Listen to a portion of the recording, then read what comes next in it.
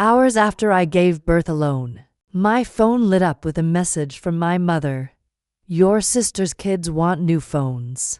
For their birthday, send $1,000. I didn't reply. A week later, I came home, still healing, still exhausted, and she walked into my house and shouted, "How could you?" But to understand that moment, you need to know everything that led up to it. My name is Lena. I'm 26. And I grew up in a family where I wasn't really a daughter, I was a resource. My older sister Carla, 31, had 3 kids and a lifetime of emergencies. And somehow, every single one of them became my responsibility. The school fees. Call Lena. Car trouble? Lena will fix it. Bills piling up? Lena will handle it. And behind all of it was my mother, Marissa, orchestrating everything like it was completely normal.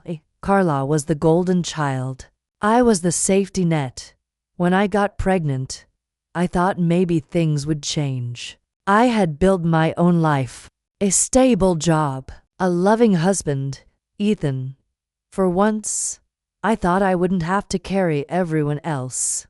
I was wrong. At 37 weeks pregnant, I was standing in my kitchen when Ethan's phone rang. His father had collapsed at a construction site in Arizona. Within minutes, he was packing. "I'll be back before the baby comes," he said, holding my face in his hands. "I promise." But babies don't wait for promises. 2 days later, at 5:15 in the morning, my water broke. Alone, I called Ethan. No answer. Again, nothing, so I called my neighbor Mrs. Harper, a kind older woman who had once brought me cookies just to welcome me to the neighborhood. She drove me to the hospital in her slippers, telling me to breathe while speeding through quiet streets. Labor lasted 14 hours. 14. No hand to hold. No one whispering encouragement, just me, and the quiet realization that I was stronger than I ever believed. At 7:48 p.m., my daughter was born. I named her Rose, because my grandmother, Nana Lise, used to say roses survive everything, even the harshest seasons. 3 hours later, while I was lying in a hospital bed with my newborn on my chest, my phone buzzed to my mother. I opened the message.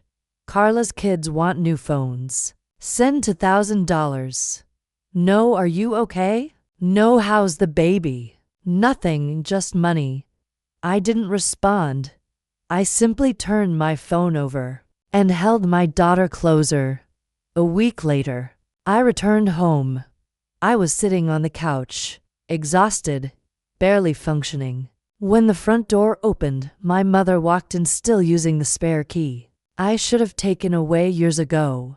She didn't look at the baby, didn't ask how I was. She just shouted, "How could you ignore your family?" Something inside me broke. Or maybe something finally woke up. I stood up slowly, walked toward her, and before I could stop myself, I slapped her. Not hard, but loud enough to carry 26 years of silence. She stared at me, shocked. "You hit me?" she said. I looked her straight in the eyes. "And you forgot I exist." She left, no screaming, no drama, just silence, and for the first time in my life, I didn't chase after her. But the stress didn't stop. Calls, messages, guilt, pressure. 8 days after giving birth, I collapsed, right there in my living room at the hospital. The doctor didn't sugarcoat it. "Your body is shutting down from stress." That was the moment everything changed. When Ethan finally returned, he saw everything. He didn't argue. He didn't hesitate. He just said, "We're leaving." Within days, we moved to a small house in another city, far from the noise, far from the expectations, far from the version of me that existed only to give. And slowly, Life became quiet, peaceful. Months passed. Then one day, my phone rang. It was my mother. But this time, she was crying. Real crying. She told me she had finally seen everything. All the years, all the damage.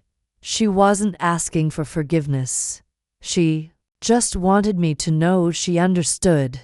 Healing didn't happen overnight, but something shifted in my sister. Apologized. My mother started trying, and for the first time, it didn't feel like I was the only one holding the family together. Now, every Sunday, my phone rings. It's my grandmother. She always asks the same thing.